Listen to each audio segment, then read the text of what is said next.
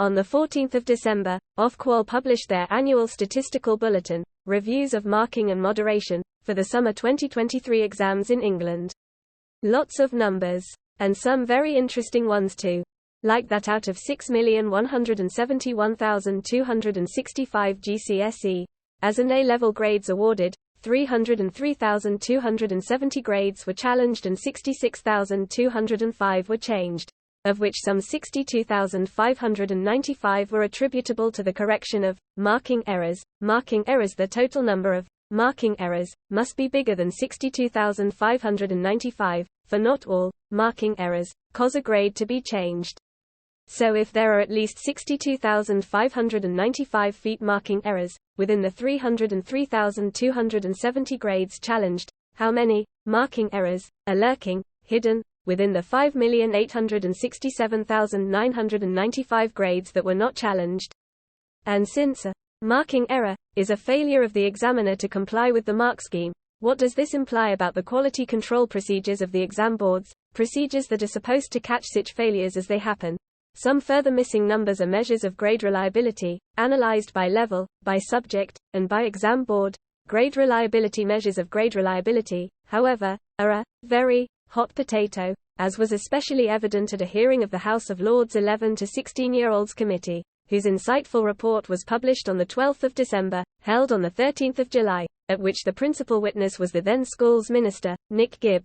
Towards the end of the meeting, Lord Watson of Invergowrie referred to statements made by two Ofqual Chief Regulators, Dame Glenys Stacey, that GCSE, as and A-level grades are reliable to one grade either way. Commons Education Committee, 2 September 2020, Q 1059, and Dr Jo Saxton's that, I can assure young people who will receive their grades this summer that they can be relied on. Lords Committee, 29 June 2023, Q 135. Observing that these two statements are apparently contradictory, Lord Watson asked Nick Gibb, in essence, are grades reliable to one grade either way or not?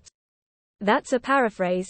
See about 12 hours 23 minutes and 33 seconds here. But before Nick Gibb could reply, the division bell rang, the meeting was adjourned, and he was asked to respond in writing. Nick Gibb duly sent a letter, dated 8 August, but there is no reference to Lord Watson's question, let alone an answer. It is most surprising that a minister can just ignore a question posed at a Lords Committee, and now that Mr Gibb is no longer in post, it could well be that the question will remain unanswered indefinitely. This reticence is puzzling, for the first measures of grade reliability were published on 14 November 2016, as Figure 14 in an Ofqual report, marking consistency metrics. Furthermore, in a paper presented to the Ofqual Board just a few weeks later on 25 January 2017, we read, 22. We are now able to routinely create marking consistency metrics for GCSEs and A levels. 23. These marking studies will be informative in a number of ways. For example, we will explore which boards, units are associated with higher levels of marking consistency within the same qualifications. What are the metrics of marking consistency? If, since 2017, Ofqual can routinely create metrics of marking consistency, and therefore grade reliability, by level, by subject and by exam board, what are they? Why aren't they routinely published? As paragraph 23 states, these metrics are indeed informative, yes. Metrics for 14 subjects did appear as Figure 12 in a report published in November 2018, but these are aggregates, and are not analyzed by level or by exam board. Why not? And despite the fact that, since January 2017, Ofqual have been able to routinely create marking consistency metrics, this report remains the sole publicly available source of measures of grade reliability for qualifications as actually awarded. Furthermore, the implications of this report are hotly disputed, implications that lie at the heart of Nick Gibb's unanswered question. Questions about grade reliability will not go away.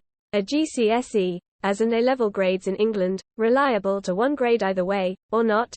Teachers, parents and guardians, employers, admissions officers, and above all students, need to know the truth. By Dennis Sherwood, an independent consultant, a campaigner for reliable exam grades, and author of Missing the Mark, Why So Many Exam Grades Are Wrong, and How to Get Results We Can Trust. Ofqual response. An Ofqual spokesperson said, Quality of marking and validity and reliability in assessment are matters of great importance to us as regulator, and we continue to work with the awarding organizations we regulate to ensure that our highly respected, world-class qualifications system retains its reputation for excellence. For guidance, you may also wish to refer to Mary Koenig-Cook's blog, published by HEPI, How Reliable Are Exam Grades? This is a helpful, independent clarification of the myths about marking unreliability put forward in this article.